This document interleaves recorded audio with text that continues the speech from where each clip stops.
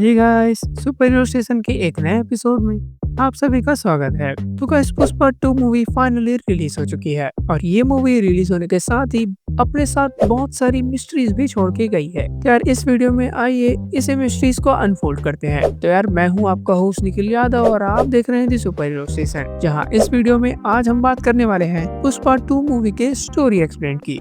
So let's get started. तो यार movie की शुरुआत होती है जापान के योकोहामा पोर्ट से, जहां हम देखते हैं कि बहुत सारे कंटेनर्स एक के बाद एक अनलोड हो रहे हैं। वहीं पे एक कंटेनर अनलोड हो रहा होता है कि इतने में फोकलिफ्ट ओवरलोड होके उस कंटेनर को नीचे गिरा देता है और उस कंटेनर के गिरते ही वो कंटेनर अपने आप ही खुल जाता है और उससे निकलता है ढेर सारी लाल चंदन की लकड़ियां।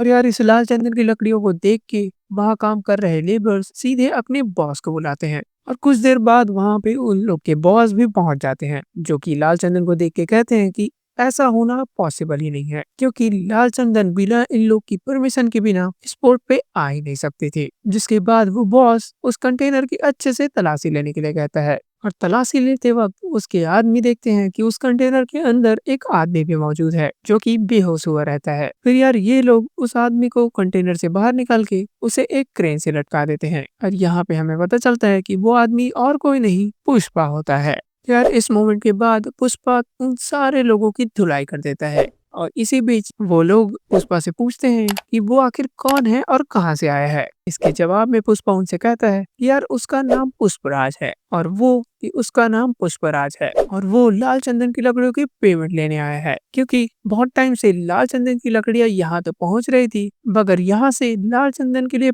पैसे नहीं पहुँच रहे थे और पुष्पा अपनी मेहनत के पैसे कभी भी नहीं छोड़ता है। पुष्पा और उन सारे लोग के बीच फाइट चल ही रही होती है कि इतने में हम देखते हैं कि कुछ लोग पुष्पा पे गोली चला देते हैं, जिसके बाद एक गोली पुष्पा के कंधे पे लग जाती है और वो सीधे समुद्र में गिर जाता है। और समुद्र में गिरने के बाद पुष्पा को अपनी पास्ट लाइफ याद आती है और यहाँ से हम देखते हैं पुष्पा 2 की स्टोरी। तो इसका मतलब ये क्लियर है कि ये जो सीन हमने देखा वो असल में फ्यूचर की कहानी है और पुष्पा 2 की स्टोरी ठीक वहीं से शुरू होती है जहाँ पुष्पा 1 की कहानी एंड हुई थी। मतलब पुष्पा की शादी हो चुकी है और पुष्पा सिंडिकेट का लीडर बनके सिंडिकेट को अच्छे से रूल कर रहा है। साथ ही साथ पुष्पा के स्मगलिंग वाला बिजनेस भी अच्छे से चल रहा था। बाय द वे, अगर जिसने पुष्पा 1 नहीं देखी तो यार डिस्क्रिप्शन बॉक्स में पुष्पा 1 के रिकैप का भी लिंक आपको मिल जाएगा। अगर हम देखते हैं कि पुष्पा और एमएलए सिंदप्पा, जिसने पुष्पा को सिंडिकेट का लीडर बनाया था, उससे भी उसका रिलेशन बहुत ही अच्छा हो गया था। एमएलए तो एमएलए भाई, पुष्पा के लिए काम करने वाले लोग भी पुष्पा के लिए मरने को तैयार थे। यार इसके बाद हम देखते हैं एक दिन कि सारे के सारे मजदूर अपनी दिहाड़ी में जाने के लिए तैयार होते हैं। इस बीच मूवी में एंट्री होती है मूवी के one of the big bad की, जिसका नाम होता है भंवर सिंह शेखावत। यार भंवर सिंह शेखावत भी उन्हीं लोगों के साथ मिलके दिहाड़ी पे जाने का प्लान बनाता है ताकि वो सारे के सारे लोगों को रंगे हाथों पकड़ सके। तो यार वो उन सारे मजदूरों के बीच ब्लेंड होके पेड़ों की कटाई के लिए पहुंच जाता है, जिसके बाद एसपी शेखावत सही मौका देख के सारे के सारे लोगों को घेर के पकड़ लेता है। जिसके बाद एसपी शेखावत सारे के सारे लोगों को अरेस्ट करके लॉकअप में बंद कर देता है। जिसके बाद हम देखते हैं कि पुष्पा को इस बात की भनक लग चुकी थी और वो सीधे पहुंच जाता है पुलिस स्टेशन, क्योंकि यार पुष्पा के लिए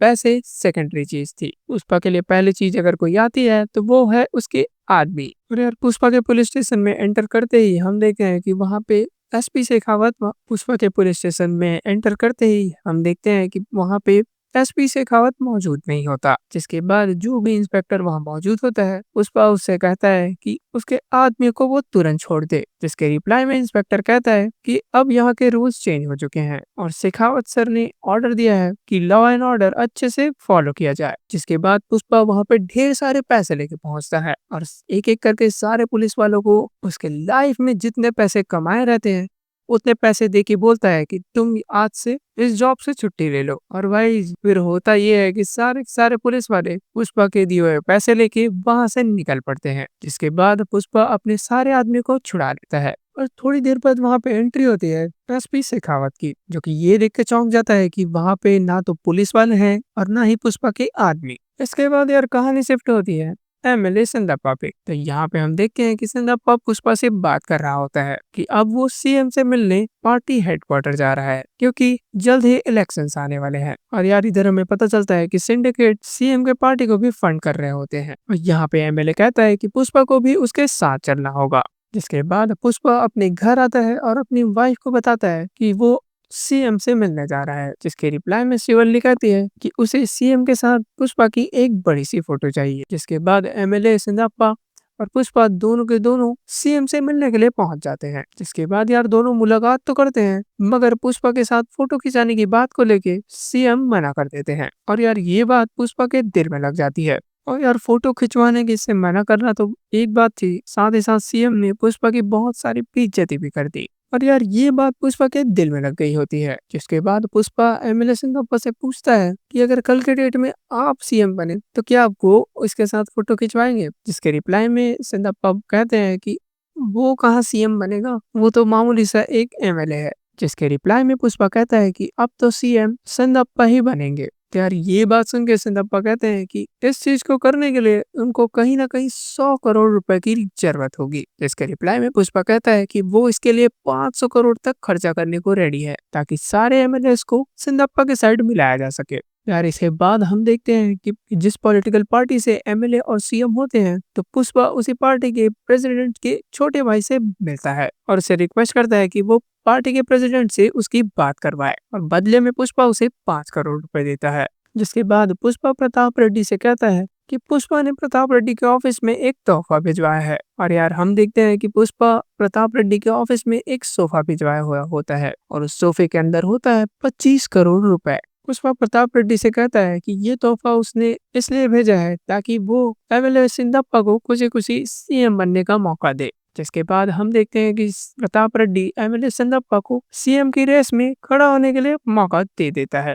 अब इधर पुष्पा ने कमिटमेंट तो कर दी थी कि वो 500 करोड़ खर्चा करने के लिए रेडी है मगर पुष्पा के सामने चैलेंज ये था कि अब वो इस फंड को कैसे जमा करेगा। तो यार इतने बड़े अमाउंट के पैसों का इंतजाम करने के लिए पुष्पा एक बड़ी डील करने की प्लानिंग करता है। इसके बाद पुष्पा एक प्लान बनाता है। यार इस प्लान के अकॉर्डिंग मुरुगन को बीच से हटा के पुष्पा डायरेक्ट फॉरेन क्लाइंट से डील करने की बात करता है क्योंकि प्रॉफिट वाइज यार मुरुगन 1 टन माल के बदले पुष्पा को 1.5 करोड़ रुपए ऑफर करता था। तो यहीं पे पुष्पा को लगता है कि अगर वो फॉरेन क्लाइंट से डायरेक्ट डील करेगा तो उसे कहीं ना कहीं 1.5 करोड़ से ज्यादा मिलेंगे और जो कि यार सही भी होता है। यार इसके बाद हम देखते हैं कि पुष्पा को एक इंटरनेशनल बायर मिल जाता है जिससे डील की बात करने के लिए पुष्पा सीधे मालदीव जाता है। तो यार इधर पुष्पा इंटरनेशनल बायर से डील करता है कि उसे 1 टन माल के बदले 2.5 करोड़ रुपए चाहिए होंगे। और यार वो इंटरनेशनल बायर पुष्पा के इस डील से सहमत हो जाता है और पुष्पा से 2000 टन लाल चंदन की डिमांड करता है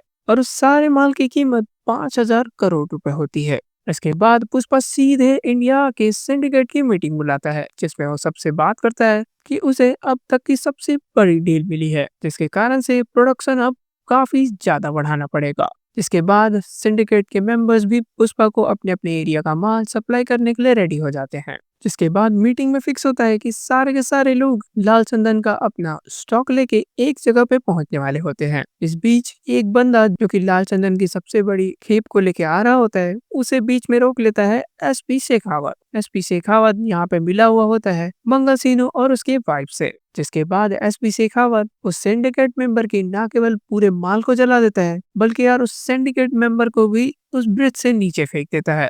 और वो ऐसा इसलिए करता है ताकि ये बात सारे सिंडिकेट मेंबर्स की कानों में अच्छे तरीके से घुस जाए। और यार इधर चीजें ठीक एसपी शेखावत के हिसाब से चलने लग जाती है जहाँ पे हम देखते हैं कि सिंडिकेट मेंबर्स के बीच एसपी शेखावत का खौफ धीरे धीरे बढ़ने लग जाता है जिस कारण से सिंडिकेट के सारे मेंबर्स एमएलए सिंघप्पा से मिलते हैं और उससे कहते हैं कि यार वो जल्द ही पुष्पा और एसपी शेखावत के बीच का दुश्मनी को खत्म करे ताकि सिंडिकेट के बिजनेस पे कोई भी आंच ना आए। जिसके बाद एमएलए सिंघप्पा सीधा एसपी शेखावत के ऑफिस पहुंच के उससे मीटिंग करता है। इधर एमएलए शेखावत से पूछता है कि आखिर उसे चाहिए क्या। इसके रिप्लाई में शेखावत कहता है कि एक बार पुष्पा ने उसके सारे कपड़े उतरवाए थे तो यार उसे ठीक उसी बात का बदला चाहिए और यार इसीलिए वो चाहता है कि पुष्पा सबके सामने उससे माफी मांगे। और यहाँ पे यार एमएलए पुष्पा को समझाने के लिए मान जाता है, क्योंकि पुष्पा एमएलए को बहुत ही ज्यादा मानता था। इसलिए पुष्पा भी रेडी हो जाता है शेखावत से सॉरी बोलने के लिए, क्योंकि यार इसी बात में सिंडिकेट की भलाई होती है कि पुष्पा शेखावत से माफी मांग ले। इसके बाद एक पार्टी रखी जाती है, जहाँ यार सिंडिकेट के सारे मेंबर्स के साथ साथ बहुत सारे पुलिस वाले और अदर मेंबर्स भी शामिल होते हैं। देर से ही सही वहां पे पुष्पा पहुंचता है और एसपी शेखावत से माफी मांग लेता है, जिसके बाद एसपी शेखावत काफी खुश हो जाता है और सिंडिकेट के मेंबर से कहता है कि अब वो किसी भी सिंडिकेट मेंबर्स का रास्ता नहीं रोकेगा, बस उसका कमीशन टाइम टाइम पे उसके पास पहुंच जाना चाहिए। और यार इधर पुष्पा सॉरी बोल के वहां से निकल जाता है, मगर रास्ते भर उसे एक बात का गिल्ट खाया जा रहा था कि उसने सबके सामने उसे सॉरी क्यों बोला। और यार वो काफी दूर आ चुका होता है कि इतने में उसे रियलाइज होता है कि वो किसी के सामने भी नहीं झुकने वाला, और वो अपना गाड़ी मोड़ता है और वापस से उस पार्टी में जाता है। और ठीक उसी समय यार एसपी शेखावत भी वहां से निकल रहा होता है, और उधर से पुष्पा तेजी से गाड़ी दौड़ाते हुए आता है और एसपी शेखावत की गाड़ी को जोर से टक्कर मारता है, जिसके बाद एसपी शेखावत पास के ही स्विमिंग पूल में गिर जाता है।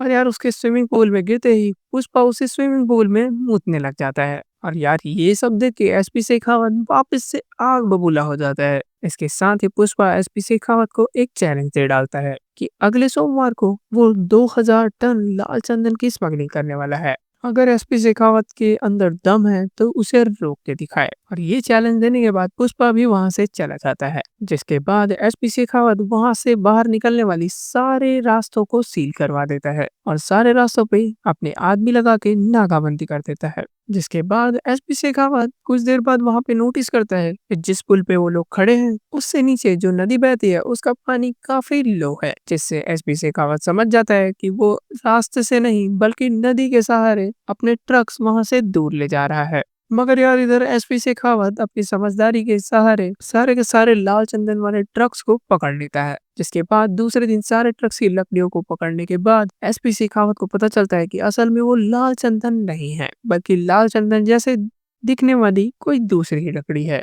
और यार इस तरीके से पुष्पा अपनी स्मार्टनेस के चलते सारे के सारे माल को इंडिया के बाहर भेजने में कामयाब हो जाता है। और इधर एसपी शेखावत को जब पता चलता है कि सारी की सारी लकड़ियां नकली हैं, तो यार वो उन सारे लकड़ियों को आग के हवाले कर देता है। और साथ ही साथ हम देखते हैं कि यहाँ पे पुष्पा के मेकर्स ने एक स्मार्ट गेम खेला है। हमें ऐसा दिखाया गया है कि एसपी शेखावत भी वहीं जल के मर गया, मगर यार ऐसा होपफुली नहीं है, वो आगे हमें देखने को मिलने वाले हैं। और यार अब सीएम बनाने के लिए सारे एमएलएस को पुष्पा पैसों का ऑफर देके एमएलए सिंदप्पा को सीएम बना देता है। और इधर एमएलए सिंदप्पा अब सीएम सिंदप्पा बन चुके थे। सीएम बनने के बाद वो फौरन पुष्पा के घर आते हैं, और घर आने के बाद वो सबसे पहले पुष्पा की पूरी फैमिली के साथ फोटो खिंचाता है। यार इसके बाद हम देखते हैं कि पुष्पा के गांव में एक फेस्टिवल आयोजित होता है, जिसका नाम होता है जत्रा। यार इसके लिए पूजा करने के लिए पुष्पा और उसकी पूरी की पूरी फैमिली मंदिर गई हुई होती है। और ठीक उसी मंदिर में पुष्पा के दोनों सौतेले भाई भी पूजा करने के लिए अपने फैमिली के साथ गए हुए होते हैं।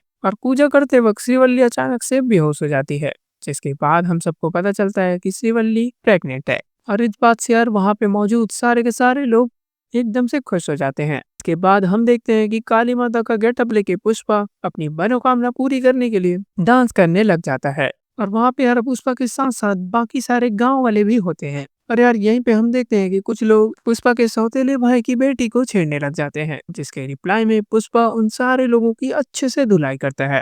और यार इसके बाद पुष्पा का सौतेला भाई वहां पहुंचता है और पुष्पा को भला बुरा कहने लग जाता है। इसके साथ ही वो अपनी बेटी को भी एक चांटा मार देता है और कहता है कि वो इस नाजायज को चाचा क्यों बोल रही है। और साथ ही वो पुष्पा से ये भी बोलता है कि चाहे वो कुछ भी कर ले, उसकी फैमिली में पुष्पा का कोई जगह नहीं है। और यार ये बातें सुन के पुष्पा को एकदम से बुरा लगता है और अपनी फैमिली के साथ वहां से चला जाता है। इसके बाद जो लोग पुष्पा के भतीजे को छेड़ रहे थे उनका यार सिर मुंडवा के उन्हें गधे पे बिठा के पूरे गांव में घुमाया जाता है। और इस इंसिडेंस के एक दो दिन बाद हम देखते हैं कि ठीक वही बंदे पुष्पा के भतीजे को किडनैप कर लेते हैं, और बदले में वो पुष्पा के सौतेले भाई से 2 करोड़ रुपए की डिमांड करता है। और जैसे ही इस बात की भनक पुष्पा को लगती है, पुष्पा एकदम रैम्पेज मोड में आ जाता है और सीधे मीडिया हाउस पहुंच जाता है, जहां वो अनाउंस करता है कि अगर उसकी भतीजे को 1 खरोच भी आई तो उन सारे लौंडों को वो काट के रख देगा। इसके बाद जिसने पुष्पा के भतीजे को किडनैप किया होता है, वो बंदा खुद ही पुष्पा के पास कॉल करता है और कहता है कि पुष्पा तो बहुत बड़ा आदमी है, इसलिए उसे अब 10 करोड़ चाहिए। 10 करोड़ ला और अपनी भतीजी को वापस ले जा। जिसके बाद वो कहता है कि अगर उसे अपनी भतीजी को बचाना है तो उसे इस एड्रेस पे आना होगा, वो भी अकेले। और यार इधर दूसरी तरफ पुष्पा का लाइव टेलीकास्ट पार्टी प्रेसिडेंट भी देख रहा होता है। जिसके बाद पार्टी प्रेसिडेंट सीएम को बुला के पूछता है कि आखिर ये चल क्या रहा है। इसके रिप्लाई में सीएम चंद्रप्पा कहते हैं कि कुछ बदमाश ने पुष्पा की भतीजे को किडनैप कर लिया है और यही रीजन है कि पुष्पा उन सबको मारने जा रहा है। और ये बात सुन के प्रताप रेड्डी कहता है कि जिस बंदे ने पुष्पा के भतीजे को किडनैप किया है वो असल में और कोई नहीं बल्कि प्रताप रेड्डी का भतीजा होता है। जिस वजह से प्रताप रेड्डी सीएम चंद्रप्पा से कहता है कि वो पुष्पा को फोन लगा के बोले कि वो पार्टी प्रेसिडेंट के भतीजे से दूर रहे, और अगर पार्टी प्रेसिडेंट के भतीजे को अगर कुछ भी हुआ तो फिर यार इसका अंजाम बहुत ही बुरा होगा। और इधर सीएम चंद्रप्पा पुष्पा को समझा ही रहा होता है कि इतने में पुष्पा सीएम चंद्रप्पा के साथ साथ पार्टी प्रेसिडेंट को भी 2-4 गालियां दे देता है और कहता है कि अगर उसकी भतीजी को कुछ भी हुआ तो भाई पार्टी प्रेसिडेंट के भतीजे के भी टुकड़े टुकड़े होने से कोई नहीं रोक सकता। और यार इसके बाद पुष्पा सीधे अपने हेलीकॉप्टर में बैठ के उसके बताए हुए एड्रेस पे चला जाता है। और यार वहां पे पहुंचते ही एक तगड़े फाइट सीन के बाद पुष्पा प्रताप रेड्डी के भतीजे को जान से मार देता है और पुष्पा वहां से जा ही रहा होता है कि इतने में प्रताप रेड्डी का छोटा भाई भी वहां पहुंच जाता है, जिसको अगेन पुष्पा मौत के घाट उतार देता है। और यार यहाँ से पुष्पा अपनी भतीजी को बचा के ले जाता है, जिसके बाद पुष्पा के सौतेले भाई को अपने किए पे बहुत ही ज्यादा पछतावा होने लग जाता है और वो पुष्पा के घर आता है सीधा उससे माफी मांगने के लिए। इसके साथ ही पुष्पा का सौतेला भाई अपनी बेटी की शादी का पहला कार्ड पुष्पा की माँ को देता है और साथ ही साथ पुष्पा की पूरी के पूरे फैमिली को इन्वाइट करता है कि वो उसकी बेटी की शादी में जरूर आए। इसी के साथ ही पुष्पा का सौतेला भाई पुष्पा की फैमिली को भी अपनी फैमिली में मिला लेता है। इसके बाद हम देखते हैं कि पुष्पा अपनी फैमिली के साथ शादी में पहुंचता है और यहाँ पे यार पूरी की पूरी फैमिली एक साथ मिल जाती है। और यार इधर हम दूसरी तरफ देखते हैं कि प्रताप रेड्डी अपने छोटे भाई और अपने भतीजे के चिता को आग दे रहा होता है। और यार इसके बाद प्रताप रेड्डी, मंगल सीनू और जॉली रेड्डी ये सारे मिलके कुछ प्लान कर रहे होते हैं। इतने पे वो पूछते हैं कि वो नहीं आया और ये वो कौन है ये हमें अभी पता नहीं चलने वाला था। और इधर दूसरी तरफ हम देखते हैं कि पुष्पा और उसकी फैमिली शादी एंजॉय कर रहे होते हैं और उसी शादी के मंडप पे हम देखते हैं कि एक अजीब सा गुलदस्ता जिसके ऊपर एक स्कल का आकार बना हुआ होता है वो ब्लिंक कर रहा होता है। जिसके बाद यार सीन एक बंदे पे शिफ्ट होता है और वो बंदा कहीं दूर खड़ा होके एक ट्रिगर दबाता है, जिसके बाद वो बॉम्ब फट जाते हैं और यहाँ हो जाता है मूवी दी एंड। और यार यहाँ पे हमें वो आदमी कौन है ये तो नहीं दिखाया जाता है, मगर ऐसा हिंट किया जाता है कि ये पुष्पा 3 में कुछ मेजर रोल प्ले करने वाला है। और यहीं पे यार हमें ये रिवील किया जाता है कि पुष्पा की एक और मूवी हमें देखने को मिलने वाली है जिसका नाम होगा पुष्पा 3 दी रैम्पेज। यार इसका मतलब आप समझ सकते हैं कि इस मूवी के स्टार्टिंग में जो हमने जापान वाले सीन देखा वो यार असल में पुष्पा 3 के सीन हो सकते हैं। और इसी के साथ ये मूवी हमारे सामने बहुत सारे क्वेश्चन छोड़ के चली जाती है जिसके आंसर्स हमें पुष्पा 3 में ही देखने को मिलेंगे कि ये आदमी कौन है और इस बॉम्ब ब्लास्ट से कौन कौन सरवाइव कर पाते हैं और कौन कौन नहीं। और यार मूवी का टाइटल देख के ऐसा लग रहा है कि पुष्पा के करीबी ज्यादातर मरने वाले हैं। आखिरकार नेक्स्ट मूवी का नाम हमें पुष्पा 3 द रैम्पेज देखने को जो मिल रहा है। यार इसी के साथ ये रहा मेरा वीडियो पुष्पा 3 के एक्सप्लेनेशन पे। यार ऐसे ही मैंने बहुत सारे वीडियोस और भी बना के रखे हैं, लिंक आपको डिस्क्रिप्शन बॉक्स में मिल जाएगा। यार इस वीडियो के लिए इतना ही, तब तक के लिए मैं मिलता हूँ आपको ऐसी किसी नए वीडियो के साथ। Bye bye.